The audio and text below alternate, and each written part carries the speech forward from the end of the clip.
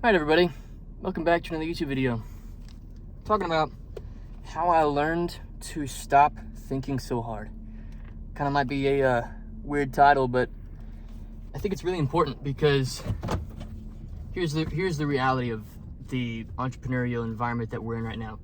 You know, moving into the 2020s, there's just so many voices, so many different opinions of what works and what doesn't, so many different coaches and mentors and YouTubers and books and seminars and events and opinions and everything. And I think what's really interesting is, truthfully, you know, if you can't learn how to think for yourself, then you're not going to make decisions that align with your personal goals, right? The only reason that you get mentorship is to speed up the process of coming to your own conclusions, right? Now, when a mentor gives you a piece of advice, you have to run it through a filter. And that filter should be comprised of something like, what do I want? Why do I want it? By when do I want it? And, you know, does this align with my values and ethics? And does this help me get there faster, right? Or with more assurity? And if those things are there, then take the advice. But the problem is, people, I think they over-intellectualize the process so much. And you'll have to mind the camera angle. It's literally the only camera angle that I could figure out. I'll probably put like a thing in my car to film with at some point. But the problem is people just, a big part of why people buy guidance and buy coaching, and I've spent probably 400 grand on business mentors and everything like that. And this is one of the reasons why it's not a wrong reason. It's totally fine, but it keeps you stuck. And the reason is you don't trust yourself, right? Now, what you have to do when you move into a mentorship relationship is take their input and just go all in and follow it. But at the same time, really what you're looking for is why they think that way. Like if you can download somebody's thinking patterns, then you can make your own decisions. So when I invest into a mentorship, like I was in Sam Levin's Quantum Mastermind there for like, I think 2 years. I was there for 2 years.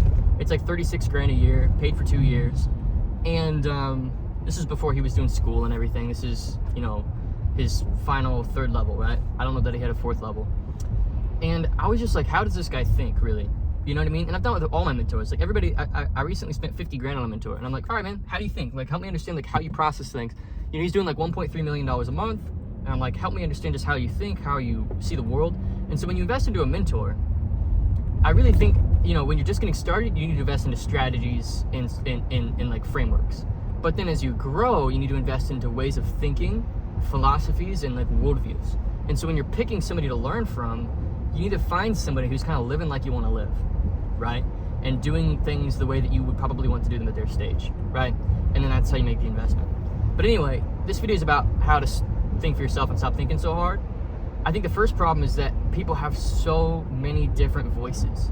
They've got so many different opinions. And it's like everybody has so many contradicting opinions. And when you're just getting started, it can feel really constricting. It's like this person said this, but then this person said this. Which is it? And then there's a lot of money to be made by telling people, hey, did your old coach not work? Well, it's because they're teaching you this. This works better. You know what I mean? So there's a lot of like money to be made there, and there's also a lot of like natural human confusion because people are looking for the right strategy.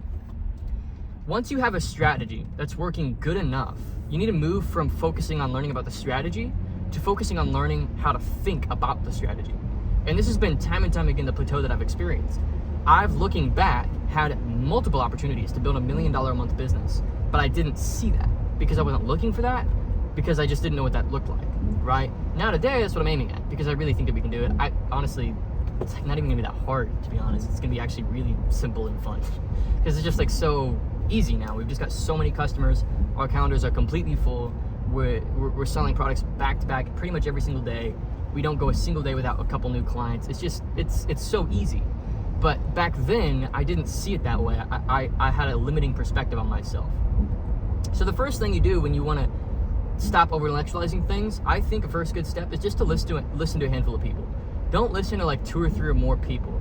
Maybe 3 is like the max. Pick your mentors and listen to them and get the most out of those relationships. Because if you go many more than that, then you just cloud your brain. Because my belief is that in business, just about everything works beneath a certain threshold of suck. As long as you're above this like, you know, hypothetical threshold, you can imagine like a line in the sand of like beneath that line, everything's gonna make you broke because it's just a terrible idea and it's a terrible approach. But above that line, as long as it's like you're turning $1 into $1.10, it's like good enough, and it just comes down to the person running the thing, right? Your overall philosophy, your thinking habits, your everything about you. Once the strategy's there, the person becomes the variable. So what I think you need to do is get something that's good enough and then focus on yourself. You know, Jim Rohn says you should work harder on yourself than you do on your work, right? And as a business owner, once you make your first couple copies or couple sales or something, you really just need to focus on becoming a better leader, building a better organizational structure, scaling things up, all that stuff if you really want to make a lot of money, right? So that's step one, is to pick a few mentors, okay? Now step two, to not thinking so hard about it. I really think the second step is just as important, and it's really to practice coming to your own conclusions and testing them in the real world. It's learning how to trust yourself. Because honest to God, for a long time, I really didn't trust myself. I really just did things that I saw other people doing, and I was like, oh, that worked for them, I'm just gonna do that. And then I would like literally pretty much like copy over the thing. And this is very common in the entrepreneurial space because I just don't think that people trust their own human intuition and their ability to just make clean decisions. So you need to test your own theories in the real world. Like for example, you know, I've never spent $100,000 a month on ads, but now we're gonna be spending $100,000 a month on ads. It's a lot of money. And you know, even just a year ago, I'd have been like, oh, I need to hire somebody to do this for me. I need a coach. And I was just like, all right, like, granted, I've spent a lot of money on Facebook ad guidance and like advertising guidance, copywriting. I've spent a lot, but I came to a point where I just didn't trust myself to do it for some reason. I don't know why. But I said, you know what? I've read a bunch of books. I've been through a bunch of courses. I've gotten a lot of help. Let me just try it. And, you know, I just did it. I just raised the spend to that level. And I was like, all right, let me just tweak and see if I can figure it out.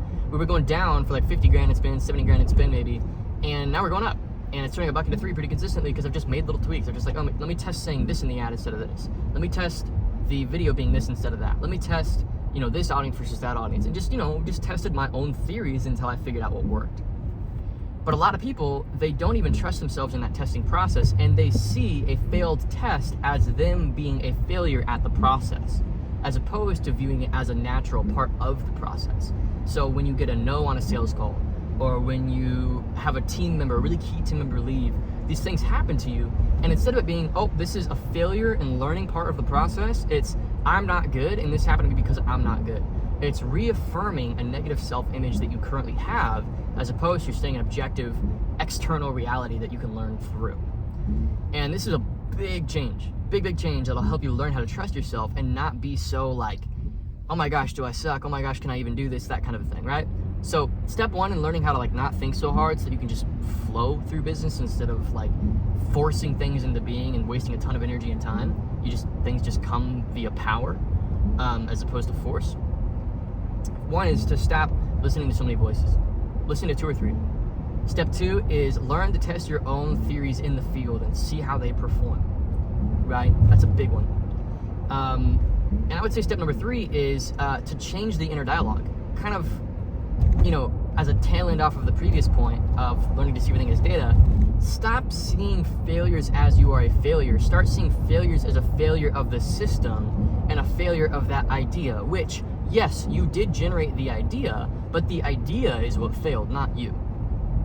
And when you can learn to see it that way, you know, business becomes this really interesting playing field, this like sandbox environment where you can just test a thing and just see how it does. And like my favorite quote from Steve Jobs is, you know, this world was built by people no smarter than you, and you can poke it and something will come out the other side. You know, there's no like rules. You just kind of have to test and play around and figure it out. Which probably brings me to the 4th point of learning how to think for yourself and how to trust your own intuition and not think so hard, because that just cripples so many people, is seeing it all as like a fun game. It's like not even that. It's like business is so freaking easy, dude. Like, to be honest, business is so easy. It's not hard. It's just that you make it hard in your head because you care too much, right? You just care way too much. And when you care that much, you just totally like torque and squeeze the creative and intellectual process of building something. When you care so much, you need it to work. It must work. I'm so frustrated. Like all these emotions, you know, instead of it just being this fun, playful thing. Like when you're a child and you're playing outside and you run into a tree, you're not like, I'm never gonna play again. You know, you're like, okay, I'm probably not gonna run into that tree ever again, but I'm gonna keep playing because I like playing, right? And it just feels like this fun thing. And I just think people get into this headspace with business and they just make it so real and they make it so like raw. And I've been in moments where I've been really scared, and I've been in moments where I'm genuinely cornered. But even in those moments, I can like zoom out, if this makes sense. And even when I'm cornered and I'm in a genuine like financial pickle, or something like really went wrong or something, which will happen, and it will happen to every business owner no matter what. That's like par for the course. It's an occupational hazard. But I've been able to zoom out in those moments and still see it just as a game. It's like not that big a deal, right? That I've had 6 backward months or 2 backward or whatever happened, right? I mean, I've been doing this for like 6 years now. All kinds of things have happened, but I can zoom out and just be like, this is just like a game. And ultimately, the true prize is who I become in the process, right? And if the prize is who I become in the process and not the business succeeding in of itself, then what I can optimize for are the lessons and the personal growth. And when it becomes a game and you just love the journey and the growth, then failure is like no factor in your brain. It's a non-factor, because failure doesn't even exist in that thought environment. Like, why would failure exist in an environment of play? There's no failure in play. There's only like fun, right? So seeing it as such, I think enables you to have the attitude necessary for business to become this fun thing again that you can just do, because it's just like, you just do it and you just love it and you enjoy it, right? As opposed to it being this like desperate, stark, dire thing. You know, there's so many business owners that take out like $100 million of capital. They literally go to the bank and they ask for $100 million. Like, do you really think that losing 50 grand that month is that big of a deal? Do you really, like, really, seriously, do you think that? Because there are business owners that literally go to the bank or a series of VCs and raise $100 million in capital before they've even made a single sale of their thing. And then they figure it out. It's like, do you really think you can't figure this out? And they're no smarter than you. And you really have to believe that. You have to understand that the human brain is a plastic thing, and it can become whatever you decide for it to become with time, iteration, and that playful attitude. But if you take things so freaking seriously, then yeah, you're gonna like overthink it, you're gonna care too much, it's gonna be pretty much impossible for you to succeed. So just a short video today, just because, like, you know, we just had a great week, like $75,000 a week, I think $80,000 a week, pretty decent. And it's like, I'm looking at that and it doesn't even feel like that much, to be honest. Like, we're gonna do way more. We're adding more salespeople, we're expanding rapidly. But it's like, you know, it just like, it's not that hard. But again, the reason why it's not hard is because I learned the skills, I got the mentors, and then I learned how to trust myself. So in doing so, I de-intellectualized the process. Like, overthinking is often under-feeling. And in a state of overthinking, you're not feeling your way through problems. And oftentimes, our gut kind of just knows what to do if you just trust it. Especially if you've been doing it for a while and you've tested a lot of different things. You just kind of have to trust yourself. And if you can't trust yourself, then how can you expect others to trust you? And how can you expect to build a big organization? So this is just like some thoughts off the top of my head. Having a good week. You know, up early with the baby this morning. Good morning. Doing a little bit of like, you know, working with the flow of life a little bit here. You know, up at like 5 to feed the baby, fed him twice. Going back home, gonna hug and kiss the wife. And today I have a no meeting day. So I do these on days and off days of like meetings. And this is because I have to be able to work on the business and then in the business. And I kind of go back and forth. And like today I'm filming a training for our Consulting Blueprint community members on every step from $0 to $500,000 a month. And I'm super excited about it. Just like got me in a very creative headspace. I literally, like, in between sets at the gym was like writing down ideas on this Google Doc. So yeah, guys, thanks for watching. Hope you enjoyed. If you want our help and you want to grow your business faster, or you want to be in a winning community, we've got 300 people in our group now. You can schedule a consult with the link in the description. If one of my guys can't help you, then you can talk to me, but usually you end up liking my people because I meet with them every day and they're really, really good individuals who really believe in our mission. So you can schedule a consult with us, see if you're a good fit for our programs and to speed up the process. Otherwise, see you in the next video. Peace.